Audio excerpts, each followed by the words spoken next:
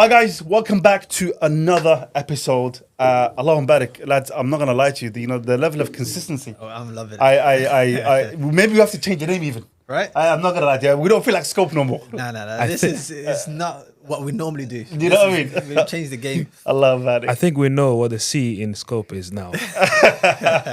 Consistency for the people that are a little bit slower. Thank you guys for joining us on another episode. Continuing the theme for this season, the idea is to have conversations with people that are inspirational, visionary people in our communities doing really, really important stuff. So in that theme, we have with us today a great, great guest. To do him a little bit of justice, I'm going to read a prepared statement. Okay. To make sure I listen. I don't trust my memory. I'll be very honest. So joining us today, we have Ali Mohamed Abdu Heggi, who's the CEO and founder of Peacefulness Ltd. With over 2 decades of experience in community service. Ali is a social scientist specializing in youth empowerment, mental toughness, and family dynamics. His work has earned prestigious recognitions, including the Queen's Award for Voluntary Service. As an accredited master trainer in mental toughness and a qualified family therapist, Ali brings a unique blend of expertise to his roles as a consultant, life coach, and motivational speaker. Currently working with Harrow Council, he continues to make a significant impact on children, young people, and families through his tailored interventions and training programs.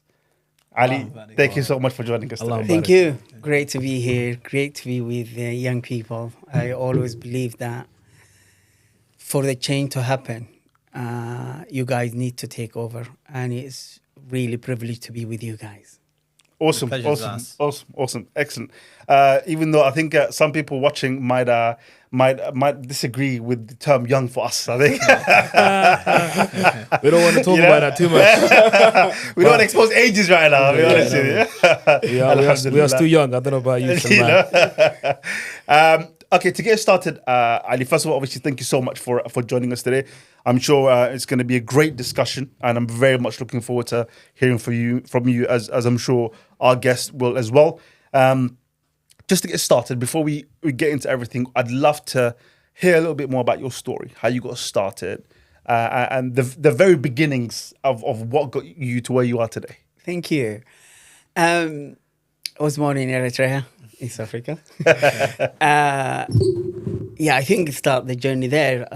When I was 10 months, I had a polio, which you need to explain to your audience some other times. It's an illness that I'm glad to say in most European countries and in most of the countries in the world doesn't exist anymore. Anyway, started with polio.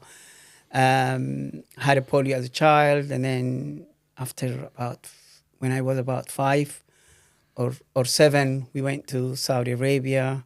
When I was 11, I started to do operation. But in between, I think there's something I need to highlight so that you can understand trauma, because we'll talk a bit about trauma as well. Is that the age, I remember from the age of 5 to 10, it was a nightmare. It was going outside, being bullied. I was in Eritrea at that time. And when I was 10, I think, we moved to Saudi. So imagine I'm from a big family, so trying to hide your pain and cry in the bed and nobody see you. So that's been the struggle. And then fast forward, went to Saudi Arabia, started to do operations. You know what? I'm glad I wasn't in this generation, because at that time we didn't have any internet, so I wasn't suicidal. Of course, Islam is very strong, but at that time I was so young. And I will explain to you why I think that now in reflection, because to me it was doing the operation, I become what I thought it was normal as anyone else, or I was prepared to lose even my life. I didn't care, had 15 operations. Mom and dad, they were very supportive in so many ways that they allow me to do the operation after operation. So I missed a lot of studies at that time. Fast forward again, after I've completed my operations, I moved here. Unfortunately, because of a lot of operation, and some of you guys are doctors, so you will understand that getting through the drug, I think, affected side of my brain, so developed dyslexia. They haven't done a lot of research on that, but I really, because before that I was a high achiever, kind of in a very young age. I used to take information very quickly, although we moved from a country to another country by camel, by the way, from Eritrea to Sudan. So that's in itself as well, it's trauma. So that actually, those all trauma has developed kind of a pain experience in terms of the fear is triggered very, very quickly. And unfortunately, or fortunately actually, that I've done the operation. When I finished it, came here, developed dyslexia, as I said. But I think it caught up with me when I discovered here I had a dyslexic, and I went to one advisor, career advisor, which we'll talk about later in terms of how we can support the new people who are coming here. So he said, you can't be good in education. Just go and work in fast food restaurant or anywhere. And it was a very difficult time. So by that time, I did my GCSE. I only achieved 3. One of it, Arabic. So, and art. Yeah. So, guess the third it was maths. So I wasn't an achiever, and I struggled with that. I wanted to do medicine, but I was so determined. I was so young at that time, but I was decided to work at St. Thomas Hospital voluntarily, and they allowed me, although I was so young. So I had the opportunity to go with a consultant to operation room. Okay. And then the time that I spent with him 5 minutes after the operation, I kept taking about, you know what? I wanted to make difference for people, for young people, talking to them. He said, no. As a doctor, you can't have that enough time to talk. So I've changed my career at that time. Went and did BTech in National, they used to call it, in health and social care. Was struggling at that time with my dyslexia. But I had always my mom's support. Mom always called me Ali Wise, the wise man, Ali, the wise boy, Ali. And that just stayed with me. So in a way, that motivation stayed with me. So I knew that I'm going to become someone. It will be a struggle.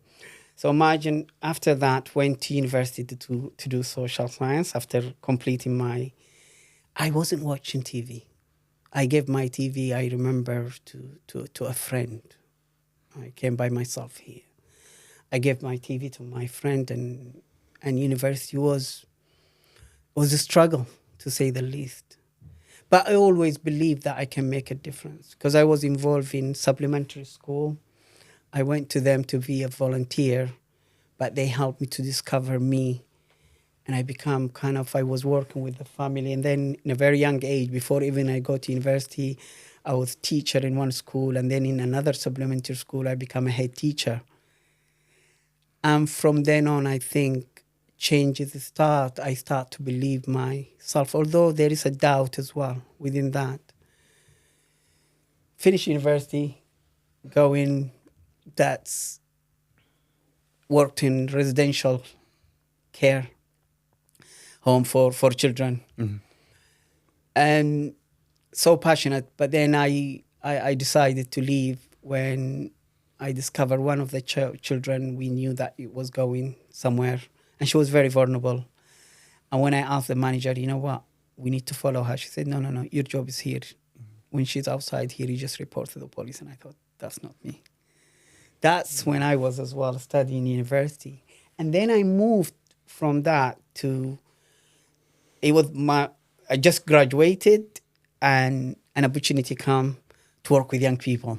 And that's when my inspiration started in terms of working with young people. We'll talk about that later, and I don't want to take a lot of time on this.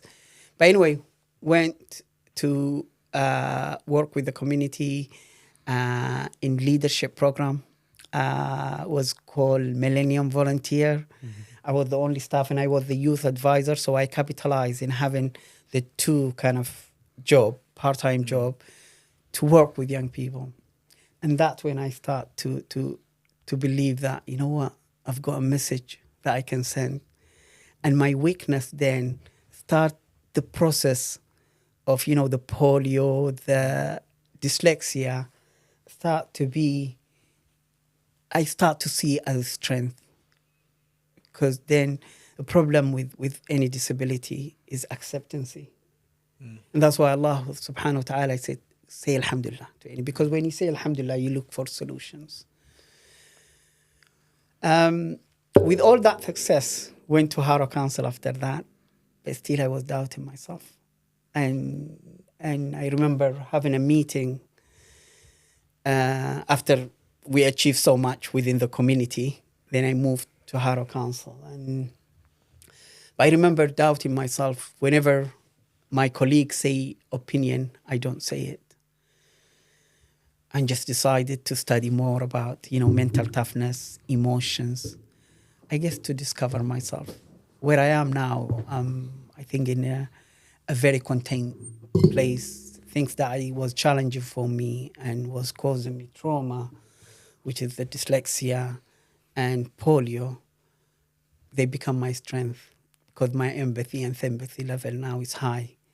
And if there is something that makes me special in what I do, it's that experience. Then you get to a way of saying, you know what, not acceptance. I think you go further from that and you say to yourself, wow, alhamdulillah, I had polio and dyslexia. Wow.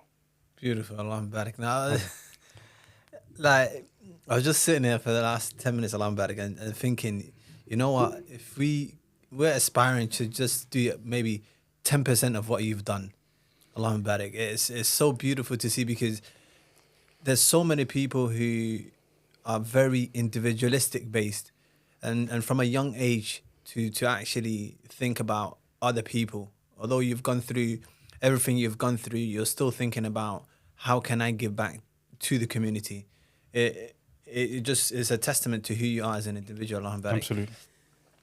What are some of the challenges you've seen in the community from all these years that you've been working with the youth?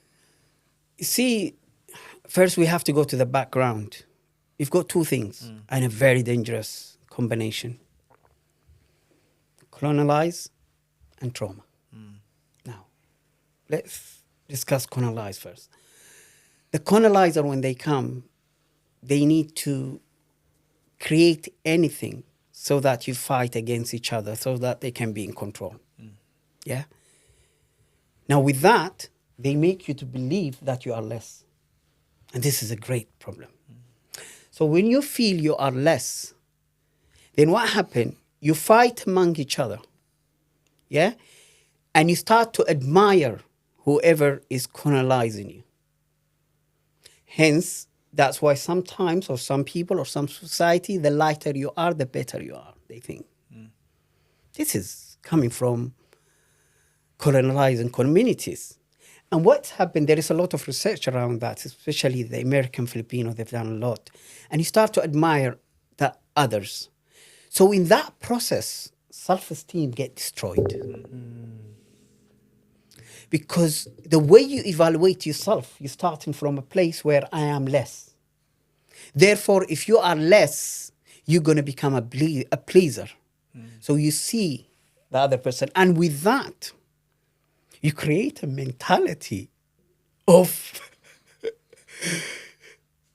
not only you become a pleaser, but you kind of create a mentality that I cannot do anything. And then the funny thing about that, even with people that they become dictator, is feeling I'm not good enough. When they make small you see it in revolutionists, when they make a small difference, they think they are Allah subhanahu wa ta'ala. They think that they are God. So I am the best. You're not listening to me. If you're not listening to me because I want the best for this country or this land, I will destroy you. And that mentality, take it to your individual homes. Unfortunately, we are very quick to criticize the dictator.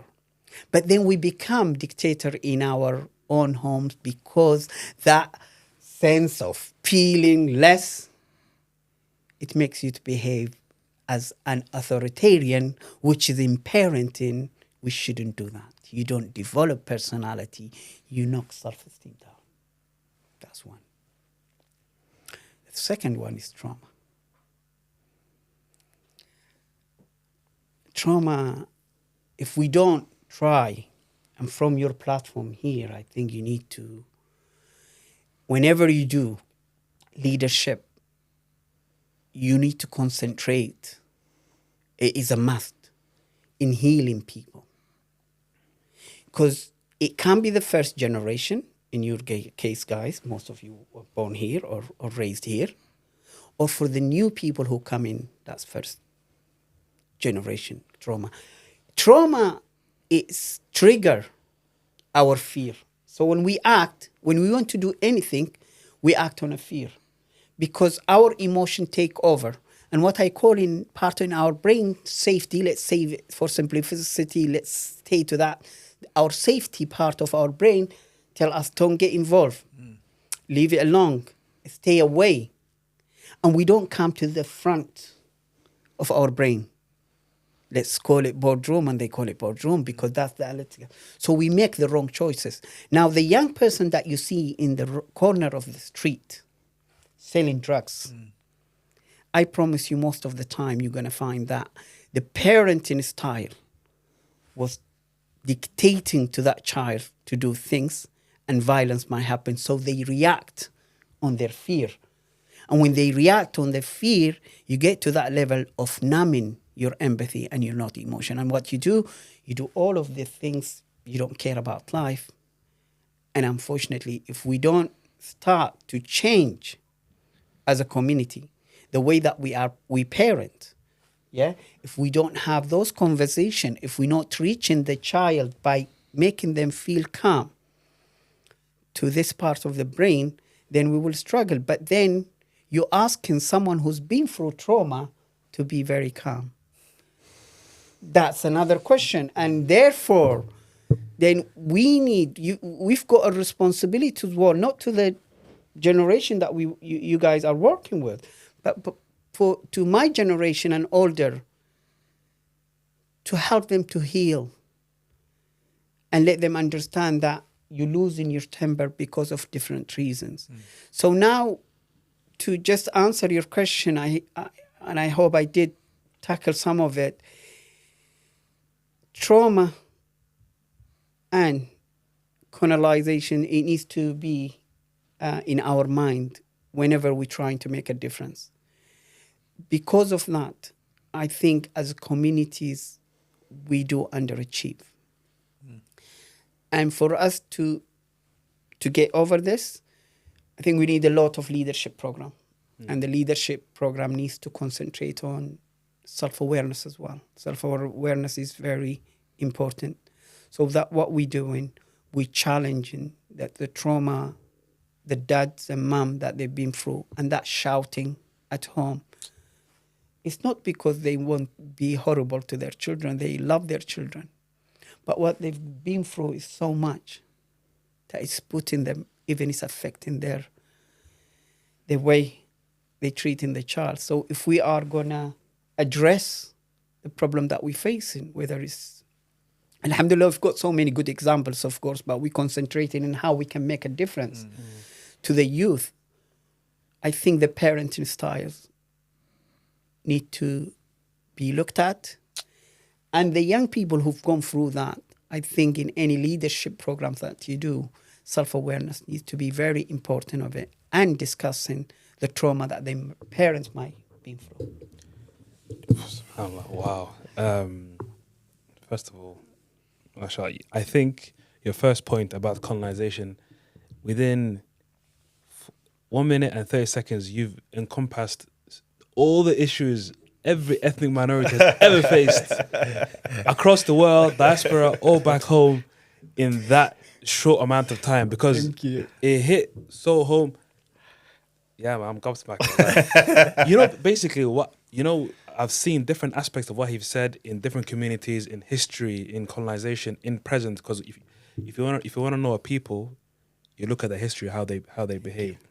So everything that you said, divide and conquer, feeling less than, trying to be better than them, admiring. I see that behavior in so many people.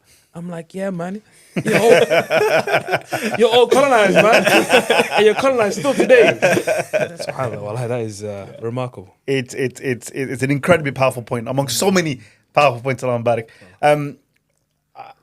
Before we get to, I think the crux of what we want to talk today, which of course is focusing on the young, the youth and the young population, and figuring out what the challenges are. I think the point you made was a really, really powerful point, and it kind of attaches to something that I remember whenever I spoke to other people talking about the issues with the previous generation. Someone said something to me which I think really resonated with me, which was, don't forget to show grace to your parents, because this is also their first time going through life. So whatever mistakes, whatever challenges, whatever setbacks, whatever, this is the first time that they're doing it. They're going through life for the first time. We all are. But just because we're doing it in different stages doesn't change the fact that we're all experiencing things for the first time. So, and I think the older you get, the more life experience you develop, the more that begins to kind of, you begin to understand that more and really empathize with that more. You begin to understand your parents more. You begin to have more empathy and begin to look at your parents not as kind of these absolute beings, but as human beings, with their good, with the bad, with the flaws, as human beings. So before we get into everything else, I think just as a side point, you said that something that is required is for that previous generation to heal. They're carrying a lot of trauma, especially because I think they're the generation that came from conflict, and then from that to this incredibly alien environment and society, and having to adapt and having to. The challenges are challenges we can't even begin to comprehend. So before we speak about the challenges that young people face, I would like to hear from you what you think is an approach that we can do to help the older generation heal, or at least start the process of reckoning with their feelings. Excellent. Thank you. I think there is a lot of process that it needs to be done. Some of it is through parenting courses for some of those people who've been through trauma, so you kind of making an early intervention. But for the older ones, I think we need to have discussion, and that discussion needs to run by the second generation, if that makes sense. Of course, you work together. But I think they need to understand what trauma means and why they behaving, why they were behaving the way that they were behaving. You're acting in your safety. I'll move the brain to half for simplicity. You get the emotion here, the fear. Fight, freeze, fight, freeze, fight, freeze. You have to bring this down, which is this part of the brain. Because of the whole pain and trauma they've been through, the lady's up always. So you're acting on the emotions and in the fear. So what's happened, if maybe you guys might remember, if for my generation, if someone phoned me, saying to me about my daughter, she hasn't attended early. La ilaha illallah. The blood is just everywhere. And your child, when they come, you just attack. Yeah. You don't even listen. You know why? Because there is not here. Yeah. You raise this child. This child is raising principles. So, and what I say, I do some courses for parents, and I said, you know what you did, we know it in trauma. So you acted not because you hate your children. But what I said, you guys need to help people to apologize to their sons and daughters. Oh, I'm sorry, that one. Yeah. And that happened through first training, even one day. But it needs to show them that, you know what, the style you were taking, yeah, I'm not blaming you. You've been through so much. Yeah. However, for us to move on, yeah, you explain what happened. Because in a way, we don't want them to be self-critical, and then you create another trauma as well. You getting them to understand that it's normal, unfortunately, to happen that, but be self-aware. And then what I do, yeah, if you are, because this is where you kind of talking to them. If you are in a situation where you feel that your trauma has been triggered, don't talk to your son or daughter at that time. Leave it to a second day. But at the same time, you have to reassure them that you did the best for us. So that you need to come from a positive point of view. Mm-hmm. But they need to work on that, because otherwise, what's happening? They will shout at you, but then they will close the door and they will feel guilty. And not only guilt, shame, that's even a bigger thing, so we haven't got time to explain it. So the idea is having a lot of discussion and saying thank you. You know what? We achieved so much, yeah, with you. But you need to heal. Because you don't want them as well to lose their temper just like this. And we know that is linked to the trauma. So yeah, a lot of discussion between the two generation, having a facilitator to kind of address the trauma and, present it in a very funny way, although it's not funny. I think that will ease and then help for those people as well, whoever is struggling to move on from that. It's, I'm one of the luckiest one that I ended up kind of dedicating my education to understand myself more. Simple application form, I delayed for years. I don't care what I'm losing. You know why? Because I don't want to see my failure. And then my flight freezes. I run away, Ali. Just ignore it. So yeah, a lot of work. I think it's discussion. I think through discussion, and then we see what we need. But they need to heal. Yeah. I mean, to say that was powerful is it doesn't even come close to addressing the I think the weight of your words, and I'm sure everyone listening and watching is going to feel the same. Moving to our kind of main area of concern. You've had the privilege, of course, of working with them on various youth programs. Something we didn't really address earlier is that you were also, at one point in time, the chairman of EMC, the Eritrean Muslim community here in London. So from your vantage point, you've had the privilege of working with kind of young people from a specific community that represent the idea of kind of diasporic communities in kind of London and more widely. From your experience and from that specific vantage point, what do you feel are some of the unique challenges that young people from these communities face, and what are some of the ways that we can really support them? Sure. I work with different communities actually. Just in Harrow, we used to have a refugee project run by Somalian youth, and it was really great, and worked with them to kind of help them to establish it, and they managed to take even the youth club there. And other people that I work with are unaccompanied asylum seekers. They've got a lot of issues. And I remember helping those young people to create projects. I think where we missed the trick with the Eritrean community, of course, I did work in, the one that the community won the award from Queen Award, because I was the only staff, by the way, in terms of projects running, but I depended on young people, on the youth. So what was the idea to do for them to do voluntary work? So it's more of a leadership. When you give them a responsibility, then they make a difference. At that time, there were youth club for female, a project called Future Challenges, and the boys club as well. And that's been created by the young people themselves. And then I had the privilege as well to work in citizenship, NCS, National Citizen Service, and I was coordinating. The project that I used to run used to be very diverse, from yacht background, criminal justice background, from refugee, so very different, diverse communities. I think what we need to do is, and it's what we struggle with as communities is, imagine yourself And that's a normal human being reaction. You left your country. You had status in your country. Yeah?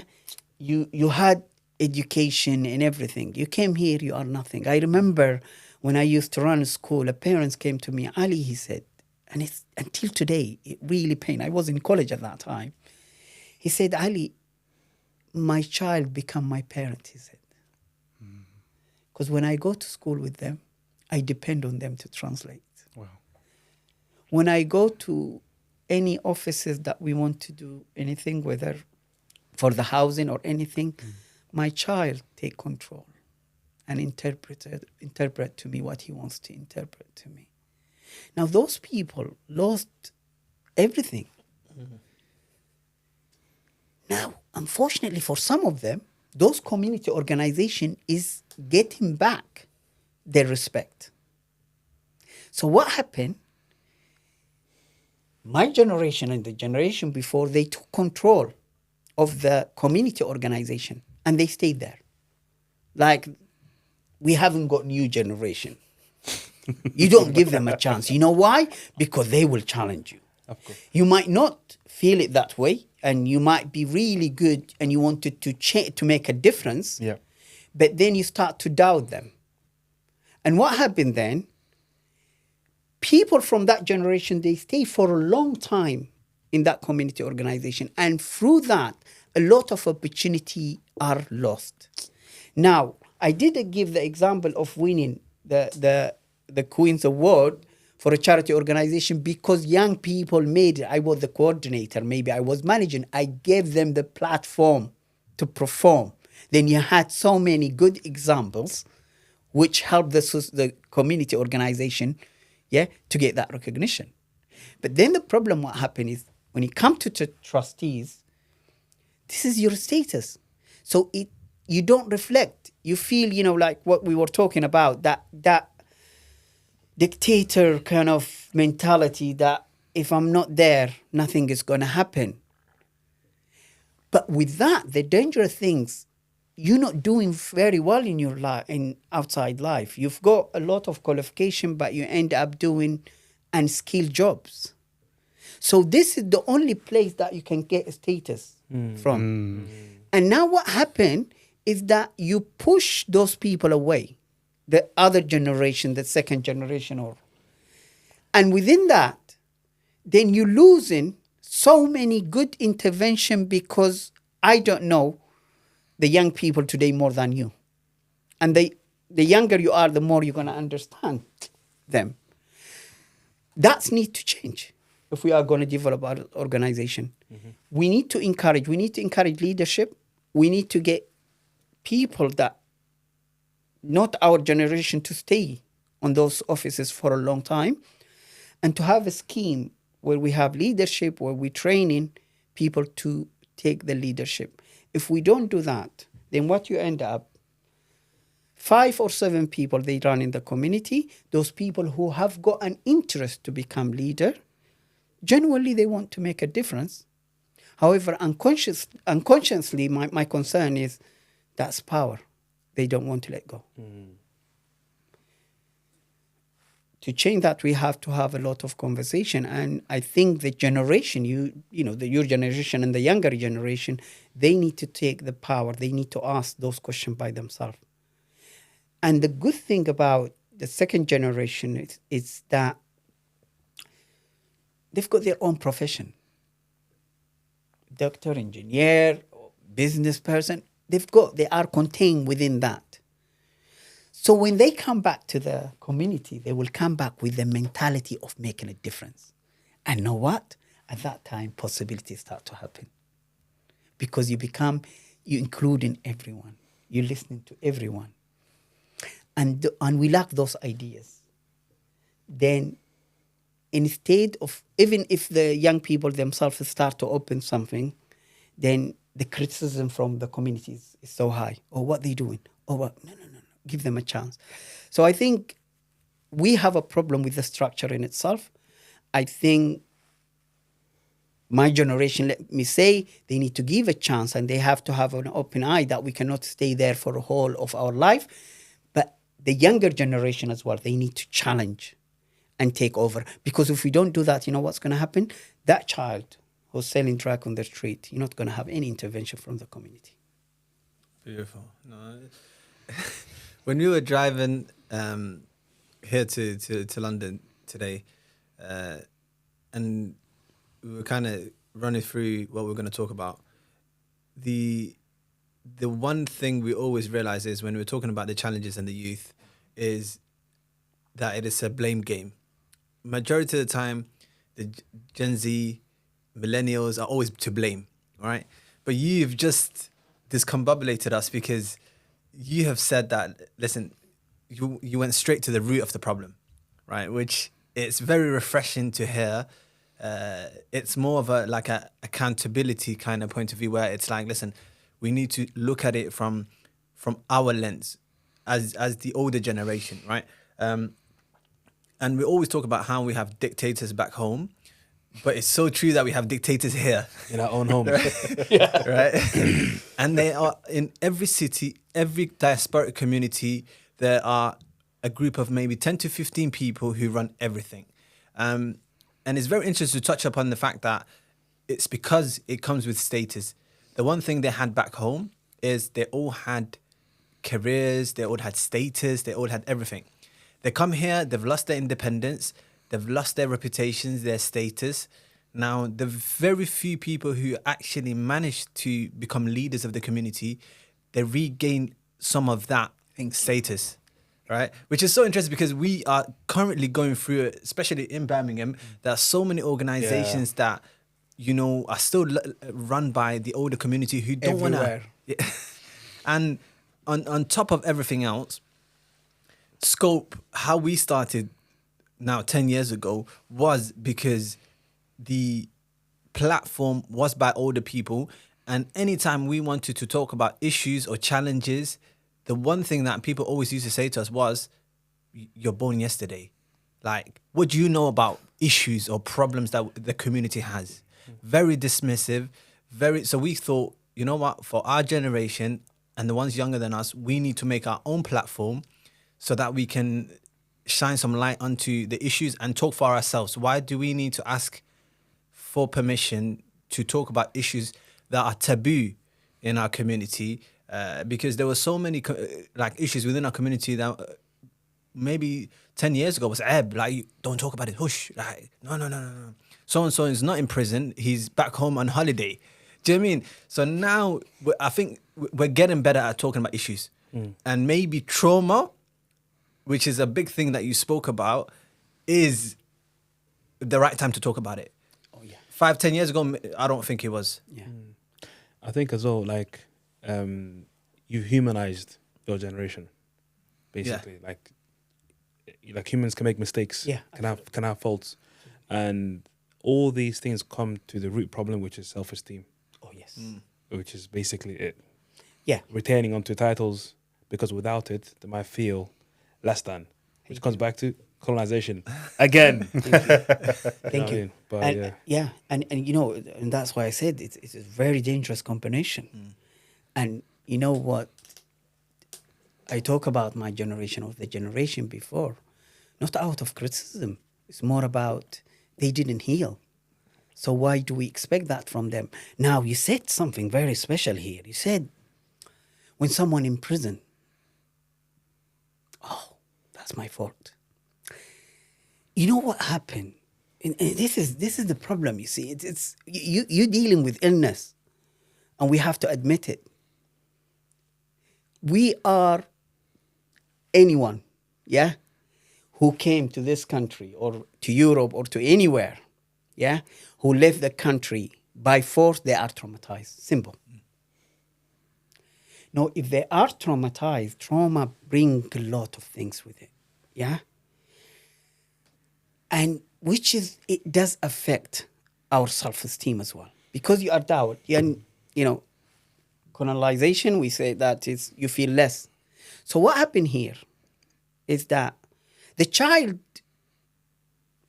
that you got is your child. So you got to that mentality, you treat them like your car. They need to be perfect. I need to clean them because they represent me. No, sorry, wake up. You don't own your child. You don't own your child. No. A child is a gift from Allah subhanahu wa ta'ala. You take them through the process. You try to protect them from trauma by having discussion with them. You don't tell them that because what you do, the practice that you take, because you're so insecure within you, you want them to be perfect. No one is perfect, except Allah subhanahu wa ta'ala. So what you do, you try what you fell on for any reason to pressure that poor child to achieve. And then what you're doing by that, you kind of, I own you. You don't say it, but you behave like you own him, because, and then when that child make a mistake, it brings shame into you. You know what shame is? Shame, guilt is a good thing. Allah subhanahu wa ta'ala created guilt because He wants us to reflect and not do the wrong again. But shame, la hawla wa la quwwata illa billah. Shame is, I am the problem. I am a failure.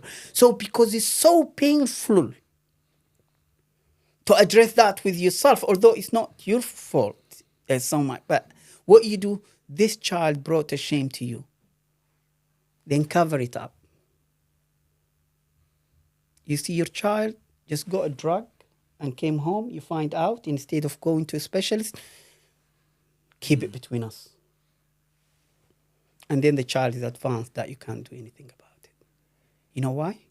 Because you're treating your child like your own car or your own slave. Your child is not your own slave. Your child has got personality. You're there to teach them principles, to protect them, yeah, and get them to shape their own personality. Because if you don't, what they're going to do, you will inherit what you've got already, which is self-doubt, self-esteem, confidence. What's confidence? Confidence, you know what? You guys start the broadcast at the beginning, you used to struggle and you kind of have all that problem. After a time, you're so confident. Confidence is nothing, by the way, guys. It's only skill. Self-esteem, however, is how I evaluate myself. So if I am evaluating myself as less, it's a great problem. Because you know what I'm going to do? I will evaluate my child as well as less. And you know what happened in that process? Rasul sallallahu alayhi wa sallam said, وَإِنَّمَا بُعِثْتُ لِأُتَمِّمْ مَكَارِمَ الْأَخْلَاقِ. So character is very important. Character is very important. Character start there. When Rasul sallallahu alayhi wa sallam came, Nabi Ummi, illiterate. But then Allah gave him the best, which is deen. So whatever success we might make is for dunya. Yeah, the whatever we study. But deen is the highest, because if we are Muslim, then we believe that this is the way for us for the life. Because we just traveler here.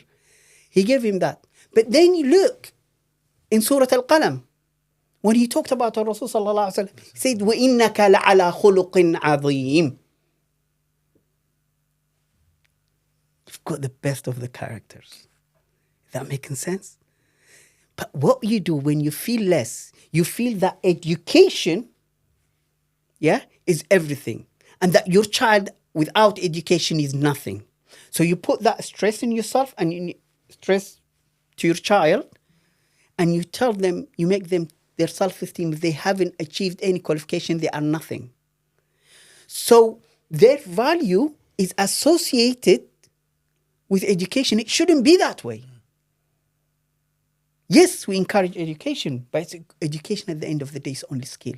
But then because they've got that mentality, and some people, they think that they lost their country because lack of education, you press on that instead of building the character. Actually, if you build the character and you give your child the time and get them to choose what they want to choose, actually, you get in both. But we don't see it that way.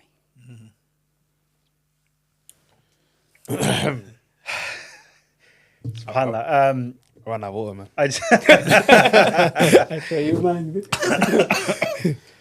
Honestly, I don't know where to start. Just the amount of gems and kind of condensed knowledge that you've been able to pack in such a short period of time is I know everyone watching is going to enjoy it and take so much from it. I know from us, I wish this didn't have to end. mate. And I know for a fact, 1 hour is absolutely not enough. And time allowing, inshallah, in the future, we have to bring you back for much longer period. I was thinking that. And inshallah, beyond just a podcast format, find ways where we can collaborate to really bring this knowledge and this way of thinking, of being to the young people, to the older generation, and inshallah, step by step, really try to hit these issues at their root causes and kind of affect that change within our communities, inshallah. Brother Ali, thank you so much for your time. This has been an education. Honestly, I was trying to manage it, but I'll just caught in the conversation. I'm learning. I'm taking mental notes. Subhanallah. Thank you so much for your time. It's been an incredibly enriching and enlightening discussion. We learned so much. I know there's so much more to learn. And this is not the end, but just the beginning, inshallah. Inshallah. So barakallah fik for your time. Can I make a Please. I don't know if you have or have not, but if you haven't written a book, I think you need to start writing one. 100%. What a great place to finish, and I think that's just me giving myself here. Trauma, and thank you very much for saying that. It means so much to me. I created 3 parenting course. Created it, very successful. Send us the link. I still didn't write a book for them, and there is other subjects that I can write about. But I promise you, Inshallah. I will work on that. Please, yeah. Inshallah. It's good to promise as well. Yeah. No, I definitely maybe challenge my own trauma. Yes, here. absolutely. And hesitancy. Absolutely. It shows we all got work to do. We all can always be better, inshallah. Yeah, 100%. thank you. Mashallah. I think in this hour, you have, in your whole life experience, you have encompassed what all of us have gone through to a large extent or a smaller extent, but the value that you can bring to us, to the old generation above, to even us, to remind and teach us to do better in the future, it's beyond invaluable. So Allah barik. We are more than pleased to have had this episode with you, and I'll be the first person to buy your book, inshallah. No, that's becoming a reality. 100%, inshallah. And I think that's a perfect place where we can leave it and end it, inshallah. We will, if your courses are still active, we'll put it up in our on the description box, inshallah. Thank you so much for watching, guys. I know you're probably just as disappointed as we are that it's ending so soon. But we've got a promise from my brother that we are going to do this again, inshallah, and in a more expanded sense, inshallah. Thank you so much for watching. I've been Salman, Abdul Fattah, Jibril, and we have a distinguished guest. May Allah subhanahu wa ta'ala keep you, preserve you, and make you a source of continued inspiration for our community and other communities, because we can't be too stingy, and we can't just keep it for ourselves. Thank you so much for watching, guys, and we'll catch you in the next one. Peace. Thank you.